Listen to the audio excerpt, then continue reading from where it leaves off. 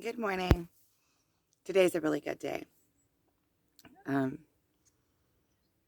so I want to talk a little bit about lifestyle, about creating the lifestyle that you want, creating the life that you want, the life that feels good that you're living.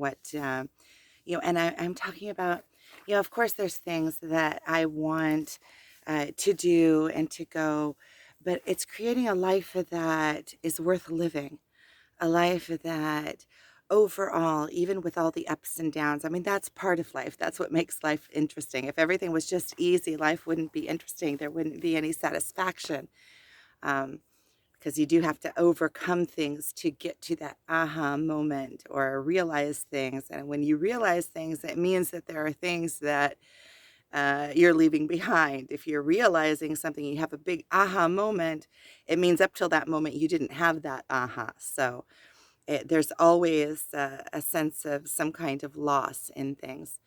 Um, so somebody wrote into me and wanted me to talk a little bit more about or show a little bit more about my lifestyle and the way that I live. Because it's kind of, I live back to nature. And I've lived the different sides. I lived in the big city and I ran a moving company and did the hustle and the bustle and and then at some point I got to a place where I had the most money I ever had in my life. I could buy anything that I wanted to. I had a big house in the suburbs and a nice fancy car, and I was the most miserable I had ever been in my life. And there was like a breaking point. I was also drinking alcohol, and to compensate for all of the emptiness that was there, even though I didn't consciously realize that emptiness that was there. It's only after you start filling the void that you realize that there was that the void that was there.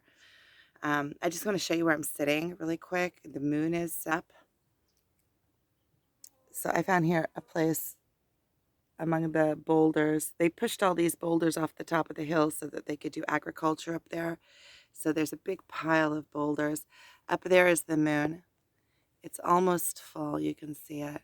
Over there is Mral. Oh, look, there's a big bird up there. I don't know if you can see it. I found myself a nice little place. It's like a really comfortable chair here to sit, and I have my morning coffee. So really, it's really a shift into the life that you want. And it starts by a push off. You have to want to change from your current life. You don't always know exactly where you're headed. Because if you knew exactly where you were headed, what would be the problem to do the shift, right?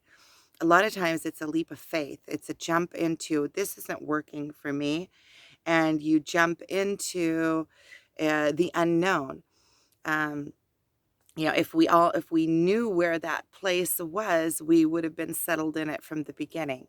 So it's kind of like a knowing of what you sifting, knowing what you don't want, and being willing to make a change. And there are some things in the physical world that you can do that help you along with that you don't have, because it's kind of like a blind shift. You want to get back to nature. You want to get what you really are yearning for is getting back to your own center, getting back to yourself. Because you are a part of nature. And when you shift inside of yourself, your outer world will shift with you. It's an automatic. It's and the way that the world works is that it's paradoxal. So part of the shifting is creating the outer world that you want and the outer circumstances that you want. So you can change your outer circumstances and your inner will follow, or you can change your inner circumstances and the outer will follow. So it's really a combination of the both of them. And I can kind of tell my story, but I can also kind of tell it topically, like looking in from the top, and then I'll tell my story of how it worked for me, or maybe in between.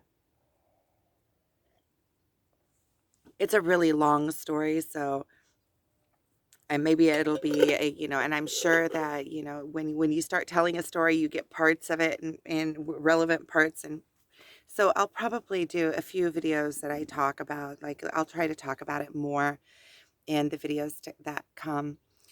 Um, so really, when in the physical world, the things that you can do, there's a little bit of fake it till you make it. Because a lot of times what you kind of want your life to look like, but it doesn't feel natural to you. I can tell about myself that I start my morning in a very specific way. I start my morning.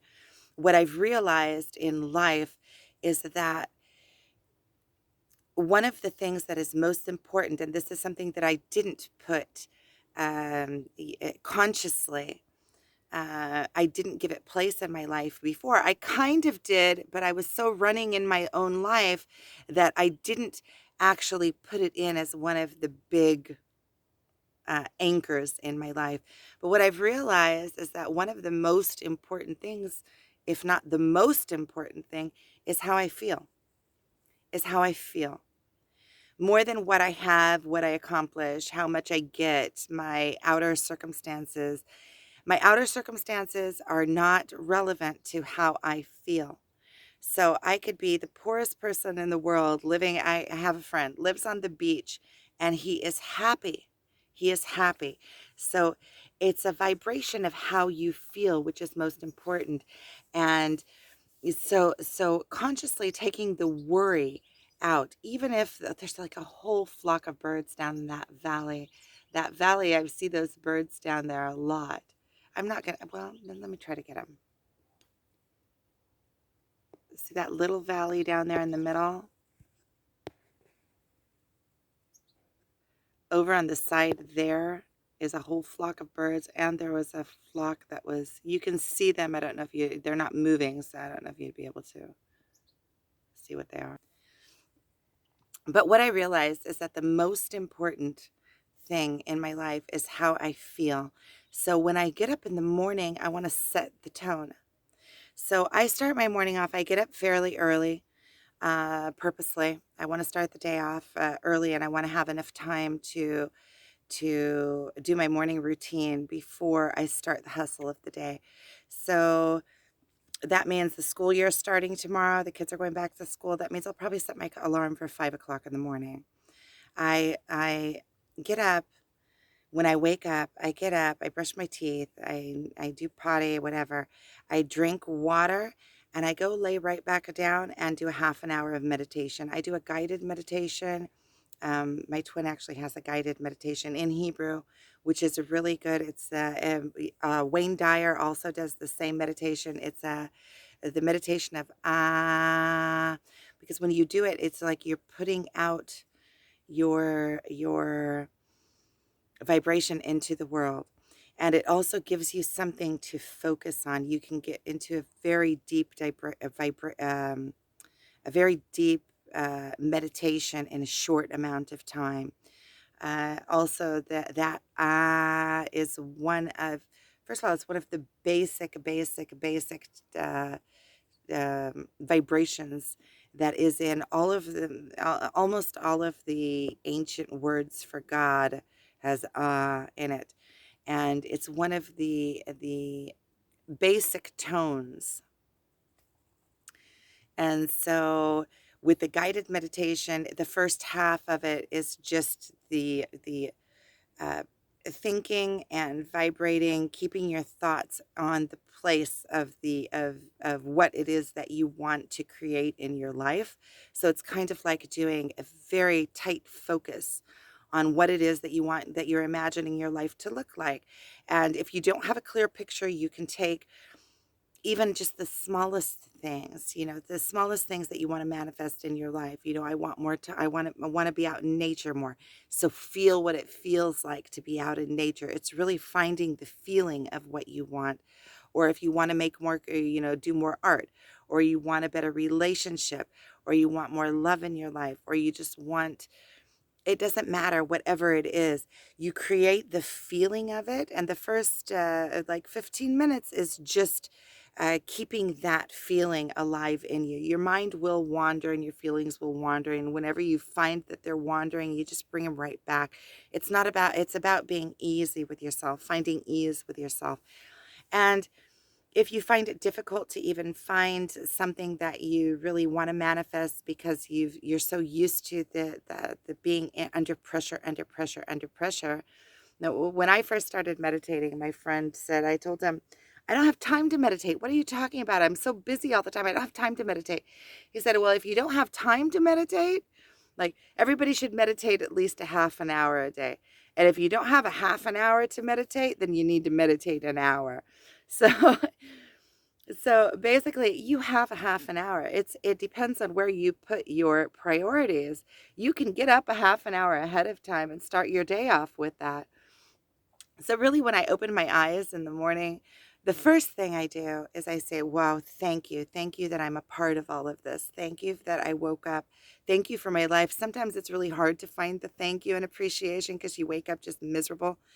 And but in any case, that's where the fake it till you make it comes in, because we can brainwash ourselves with our own words. We brainwash ourselves with our own words, whether we know we do or not. We are constantly creating our reality by the words that we're choosing. If we choose negative words have a negative feeling attached to them. So the first thing is try to pay attention to your words also. Try to clean up your words. Try to use words that make you feel good.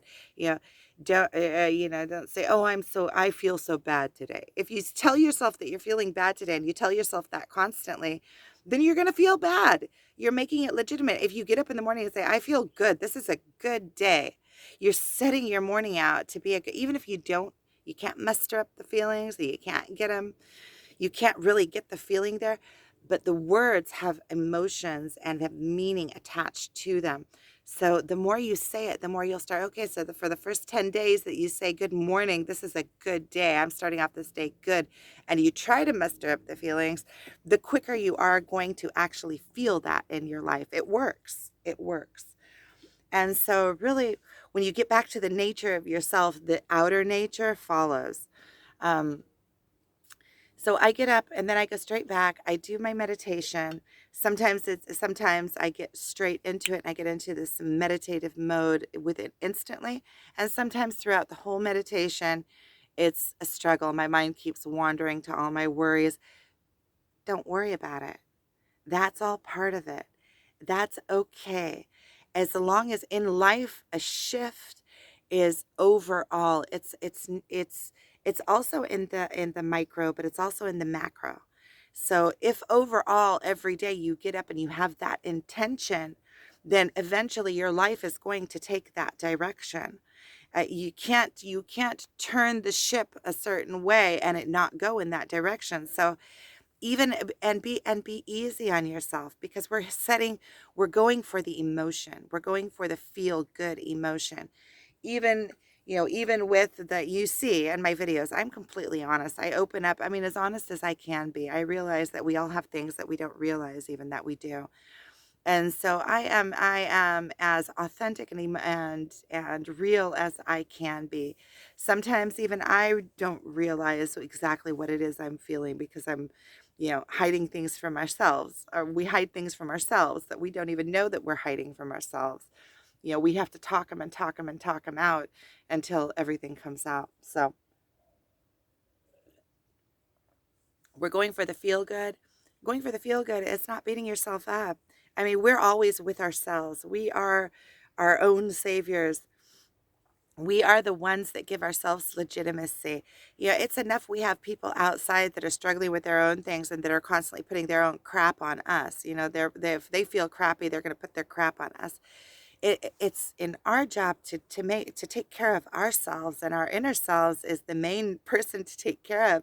How we feel, it determines the quality of our life. If we feel crappy all the time in the big picture, you get these, it's like this scale of how you feel. There's scales in everything, but there's a scale of how you feel. And if the majority of your life you're feeling crappy, that it's in increments, it's small increments. If in more moments you're feeling happy than you're feeling crappy, You overall, when you look back on your life, you're going to feel like you accomplished a happy life. If in more moments, so they have those paragliders are going over again. And overall, if I want to do that one day, if overall you are happy in most of the moments of your life, like you can genuinely bring your vibration up to be happy, then overall when you look back at your life, you're going to see that you had a happy life. That's the way that you're going to judge it. And I'm going to put in here about, yesterday I was at my twin's house and he was showing me these TikTok videos. He collects these TikTok or Instagrams, and he was showing me this one video about how cloth that we wear has a vibration to it. It has a vibration, and humans are typically a happy person as that has a vibration value. I don't know exactly, but technical, but the idea is what I want to pass here.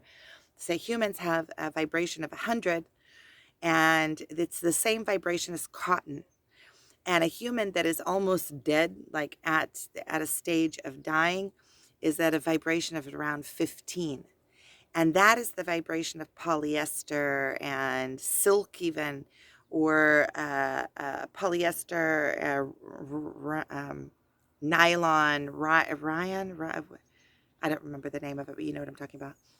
All the synthetics are at a level of about 15. Now, if you put on your body lower vibration cloth, it brings your vibration down. If you wear cloth that is higher vibration, it brings your vibration up. Now, linen vibrates at about 1,000, and so does wool. It also vibrates at around 1,000. But if you mix linen and wool together, they vibrate, they cancel each other out. So it's at 0. So really, I want to clean out my whole closet, take out everything that isn't 100% cotton. I want to transfer. See, these are the little things, paying attention to the little things and taking the time and attention to creating the life that you want. So if I realize if I want to feel good and that is my priority, then I'm not going to be wanting to wear it. Doesn't matter what the style is. I don't care what the style is. I want that higher vibration. I want a closet full of linen. Now I understand why my twin wants linen sheets, and he said that he wants linen sheets before he even saw that video. So and also in the Bible they talk about linen. When you go into God's house, the high priests would wear bleached linen clothes. And so linen is high vibrational. It'll bring your vibration up. So if you wear linen, automatically you'll feel better. If you're already feeling crappy, and then you put on like these nylon clothes, polyester clothes, no matter how fashion they look, it's going to bring your vibration down, and you overall as a person are going to be vibrating lower vibration. You're going to be emitting a lower vibration to the world. That means that you are also going to be conceived as, how you meet people that have like this high vibe and you want to be in their presence because they just are, they feel like fun people. And then you meet other people that are like, they have the really low dark vibration that you really just kind of want to stay away from. And so it doesn't matter what they're wearing. It's about the personality. It's about what you feel when you're around them. People want to feel good. We want to feel good. So I wake up in the morning. The first thing I do is be in appreciation, whether I can muster up the feeling or not. And most mornings I do. Most mornings I get up and I'm like, oh, thank God that this is a good day. This is a good day. Even when I'm going through crap, I feel like I'm blessed to be going through the crap, because sorting through the crap means that I'm sorting through it, and I'm overcoming it. I'm going through it. I'm evolving. I'm rising. I'm becoming. I'm cleaning off. I'm getting closer and closer to being in my complete center, cleaning off all the crap that is built on top of me over generations and generations and generations of crap, of consensus of society. And that's another thing. when you're on this personal journey and this spiritual awakening, you can't give a crap what other people think. Everybody's going through their, if you are honest with yourself and you see yourself and you can see that you don't have it all worked out, why would you think that anybody else has it worked out better than you? Like, why would, and besides the fact that we're each individuals and each of us has our own knowing and our own center. Somebody else's center is not my center. So whatever their opinion of me, it's really nice if they think nice things of me and they like me and everything. That's really nice. But sometimes it's a little overbearing. Yeah, sometimes I don't even want that energy. Like, oh, no, no, let me do me, you do you. I don't want to be idolized. Um, everybody has their own issues and everybody's going through their own things. So, sometimes I feel like, let me just do my thing. And sometimes I feel like I also I don't want to have to be on that pedestal. I don't want to have to perform because a lot of times I'm going through crap and I don't even know, I don't have it all. I don't want somebody constantly scrutinizing what I'm doing. And, you know, part of going through crap is going through the crap. Um, so really, somebody else's opinion of me doesn't make me. I can get reflections and I can take what I want and I don't have to take what I don't want. But, because we see ourselves through other people, that's the only way we really see ourselves, either in the reflection of we see our own attributes in somebody else and the way that they are, and then we can say, oh, that's what it looks like, or the reactions that we get from the world, like how people are reacting to us, and then we can kind of see, okay, well, maybe I'm off here, maybe I wasn't 100% sensitive in this place. I can correct myself according to the reactions that I get. Or sometimes people just give you a straight out reflection and say, hey, look, then you were crappy in this and this situation. Then you can take it and you can look at it and you can decide. Also, then you don't take it all. You take what resonates with you. You take what you can understand, and the rest you don't. Even if by their perspective you don't have to agree with somebody else's perspective. There's a lot of different ways to be, and there's a lot of different truths that happen all at once. I can, just in being my own self, I can touch other people in many different ways. If somebody's perspective is that they look at the world in a negative way and they see the way that I act as fakey or whatever, it doesn't mean that it is. It means that in their perspective, they can't connect to the place that I am at. Sometimes when you're at this level, somebody that's at this level can't even conceive the level that you're at. And sometimes you can bring your level down to interpret it to them. And sometimes it's just not your job to do. Sometimes you just want to be in that high flying place and don't bother me while I'm up here high flying. What you certainly don't want to do is bring down your own vibration down to somebody else's level. You can interpret it down to that level because we've all been, if you're at this level, that means that you've been at all the levels. So that means that you can see all the levels that are below you. That's part of this rising. That's part of being a healer. And so we're going for the feeling. We're going for that high flying place. Whatever anybody else thinks is irrelevant. Irrelevant. It's irrelevant. The only thing that is relevant about it is what you can take on your own spiritual journey. But whatever anybody else thinks of you does not determine who you are and does not create your reality. You're the one that's creating your reality is in your mind. You're the only one that is creating your reality, and your whole reality is how you perceive it to be. You can say, yeah, but all of my outside circumstances. So yeah, there's outside circumstances, but first of all, you're the one that's in charge of your outside circumstances. Your outside circumstances reflect your inner circumstances. How come some people have riches and yachts and mansions and fly all over the world? It's because in their mind they perceive that to be their life and that becomes their life.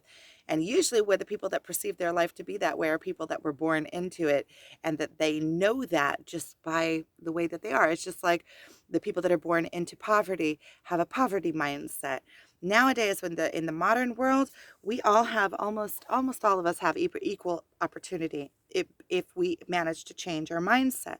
Our mindset is what determines our life. And I'm not saying it's simple to change your mind. I'm still struggling. You see if you're watching my videos, you see that I'm struggling. I'm struggling with the poverty mindset. I'm struggling with, even using the word struggling, you see, I'm struggling with using words that I don't want to use in my in my vocabulary.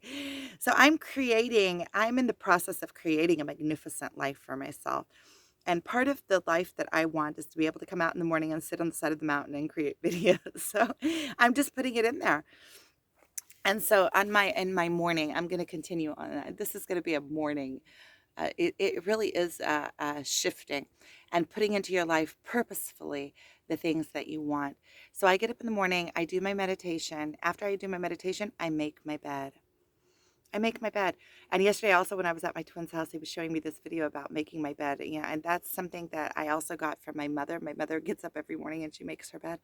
And it's something that I didn't always have, but I've had for the last few years. I always get up in the morning and I make my bed. And you make your bed, first of all, you get it ready. It's not like you get up and fall out into your life and it's sloppy. You get up, you make your bed is ready for night, and the video that we were watching yesterday, it was also a little Instagram, like a short video. It said, this somebody was in the he had military he was doing some kind of talk, and he said, in the morning you get up and you make your bed. He said, if you can't do the little things, then you're not going to, if you can't get the little things right and take conscious effort to straighten the little things out, then you can't straighten out your big things. It starts with the little things. So get up in the morning, make your bed. Lately, I've been trying to put in doing all of the dishes before I go to sleep at night. That way you get up in the morning and your dishes are done. Your kitchen is clean. You're ready to go. It's a new start on a new day. You don't have all the slop. I do have to say that I'm not always on it, but ever since I have that mindset, I really don't get to a heap of dishes like I used to. I used to get to a heap of dishes that would take me like 2 hours to do. First of all, I emptied out most of the dishes in I left 10 spoons, 10 forks. I have a small amount of dishes, and then I never have piles of dishes. And when you really think about it, you don't need more than that. When I had excess, when I had more and more silverware, I had tons of silverware. I would sit with a pile of silverware to do. I always hate doing silverware, so I'm talking about silverware. And then there wouldn't be clean silverware because there's so many piles of dishes. You don't feel like doing the dishes, so there's just like the dishes pile up and there's no silverware. So my mindset from when I was a kid is you need more dishes. So I would get more dishes, but it wouldn't help the problem. It would just make me more dishes to do, and it would actually make the problem worse. There was more to do, so then there's less doing. So then, it's a bigger job. And so I really, in this house that I moved into a few months ago, I really brought minimalistic things. So I have far less dishes. Even if all the silverware are dirty, first of all, it's time to do dishes. And second of all, there aren't piles and piles of dishes. There's a small amount of silverware, there's a small amount of plates. You know, I learned that from my sister. I came over to her house and she had like 4 plates and 3 bowls. And she said, when do I ever need more than that? And she said, and if I do need more than that, we always somehow manage. And I was like, oh, wow. Her kitchen was empty. Her dishes were always clean. It's like, oh, it's simple. You don't need a lot. And so really, we don't need a lot. You need just as much as you need. A few pots and pans, just so that there's room to have a couple in the fridge and still have something to cook in. But you don't need a whole bunch. So it's get up in the morning, I make my bed, lately I put in a new routine of like a stretching routine in the morning, a stretching, like working out all the knots. I put water on the gas to boil and I do my stretching routines. It's also something that I learned from my twin, and I asked him to record it. I'm going to ask him to record it again so that I can have that. So it's getting up in the morning, and a lot of times it's fake it till you make it. When I first started out on my spiritual, I left my old life. I came back to Israel. I rented an apartment. I left my husband. I went into rehab for alcohol, and I was miserable. I went into therapy, and that was 10 years ago. That was 10 years ago. So it's really like you turn the ship around, but when you turn a ship around, you have to gradually turn it. You don't know exactly where the ship is going. You just have to trust. So you start making the shift with the little things, and you would be surprised at how quickly your life turns around with a few little things that you do, like change your morning routine. It changes your whole day. You get up in the morning excited about your life. It sets the tone for your life. It sets the tone for your day. And in the beginning, maybe you have to drag yourself to do it. It's like, oh, why am I having to get up at 5 o'clock in the morning? But it's a mindset. There was Mel Robbins, I think her name is. My brothers put me on her book a few years ago. I listened to her book. It's the 5 second rule. 5 second rule. Anybody that's listening to this and is thinking, oh, get up at 5 o'clock in the morning and start a routine like that is like difficult. Like for me, it's my life is in motion already, but I wasn't always like that. Um, I've always been a morning person, but I wasn't always like that. It's a conscious shift. If you want to make a life that you want to live, you have to purposefully reach out for it and grab it. And so I do my morning stretching routine. I make my coffee and I'm out with the dogs. This is my first cup of coffee in the morning. So it's on purpose. When you shift into a life that you want, it doesn't just happen. You have to purposefully create that life. And change can be difficult because it's leaving something behind and going into something new. There is pain in change because you're changing the way that you think. You're changing your mindset. You are shifting. You're leaving things behind. There's a mourning in that. Like mourning, also like morning routine, but there's a mourning, like you mourn your old life. And we get stuck into habits. It's just like addictions. So if our morning habit is to laze into the day, the rest of our day is going to be lazy. And to shift and to make any changes or worthwhile changes, it can be difficult. It's just like kicking a habit. It's just like quitting to smoke. In the beginning, you have to hold that place. In the beginning, it's like, I want to smoke. I want to smoke. But when you leave it, and once you get used to it, take it as a challenge, a 21-day challenge to say you can change any habit in 21 days just by doing it. So if you want to change your life, you do it 21 days at a time. It's a shift, and you don't allow yourself to fall back into it. It's like kicking an addiction. And knowing that you can do it. Take it one day at a time and knowing that you can do it. You can do it. You can do it. If I did it, anybody can do it. Now, who am I? I'm just like anybody else. And I quit smoking. I quit smoking weed. I quit drinking. Quit drinking is the big thing. Quit drinking alcohol. I left my husband when I was at my weakest point. I left my marriage after 17 years, which I didn't know how I was going to make a living. I didn't know what I was going to do. I had never lived on my own. I had never been on my own. I got married before a week shy of my 20th birthday. So I had never lived an adult life. I had never completely supported myself. I didn't know how I was going to do it, but I knew that I couldn't stay anymore. And it's kind of like a baby when a baby's born. At some point, you can't stop that baby from being born. I couldn't stay anymore. I couldn't. I mean, I had already gotten to my rock bottom. And so if I could do all of those things in the weakest place of my life, and it's anybody's responsibility. It's everybody's each's own responsibility to shift and change their own life in the direction that they want. You can have outside help. I had therapists and friends, and I now have my twin and my reflection work, and there's all sorts of outside, messiahs. Um, but you are the messiah of yourself. You are your own self savior. You're the only one that can go in. Have you ever tried to help somebody? Um, I remember when I was 16, I had a girlfriend that she was pregnant. She was 16. She had this nasty boyfriend that was beating her, and he locked her in their house for like a couple months. She disappeared. And her sister and I went to like save her. We got her out the window somehow, or somehow broke in. I don't even remember how we did it, but we got her out.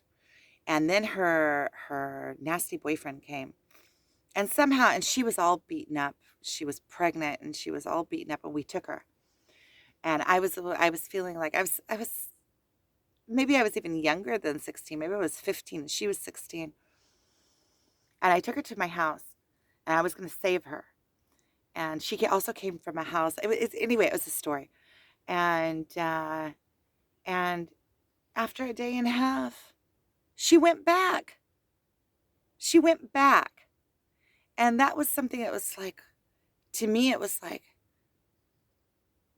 but I saved you. Like, and I think there I realized that a person has to want to be saved. You can't save anybody that doesn't want to be saved. And you can't save anybody else. They have to do it themselves. I mean, you can set up, you can encourage somebody, you can give somebody the tools that they need, you can help them with what they ask for help with, but you can't save somebody else. You can't go into their psyche and change it. They have to want it and they have to do it themselves. And it's hard work sometimes. Or it can be as simple as just doing it. But in the end, okay. And so then I'm out with the dogs. So that's my morning routine. And when I'm out with the dogs, I'm thankful. I look around. I get into nature. I and I set the tone of my day at a high place. Tuck, tuck, tuck. It's movement. I get movement in my life. And another thing that I want to add into this video, and I think I want to end it there because it's already getting to kind of be kind of long, is that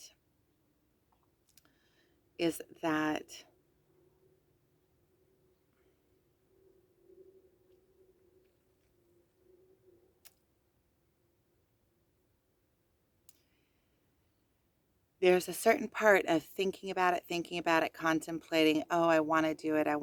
And then at some point, there's just doing it. It's like quitting to smoke. There's never the ideal time to quit smoking. You're always waiting for this moment. Oh, yeah, one day. When I realized with the quitting smoking, like your life is progressing. Your life isn't stopping for you. And sometimes there's a big knock that just changes everything. Somebody gets sick, or somebody has an accident, or your spouse leaves you, or you lose your house, or sometimes there's that life comes in and gives you like this big gift. And the reason I say gift is because if something like that happens, it's a sign that you're not in the right place. If you were in the right place, it wouldn't happen. Those things happen because you're living a life that isn't true. You lose your house because you're living a life that you can't afford. Your husband leaves you because they're not happy in the marriage, so you're not in a good marriage. You have an accident. Sometimes it's just things come in to slow you down on purpose because your life is in too much of hectic. You're not conscious. You're sleepwalking through your life, and that's how it really feels. Sometimes you get so much into it, and you can't leave, and you have this big mortgage on you, and you have this set. You can't leave because everything will fall apart. But sometimes the best thing that can happen to you is that all of that falls apart so that you can start the life that you really want. And that was with me, with my alcoholism, my marriage, my company that I had. Money isn't everything. I realized that money doesn't bring you happiness.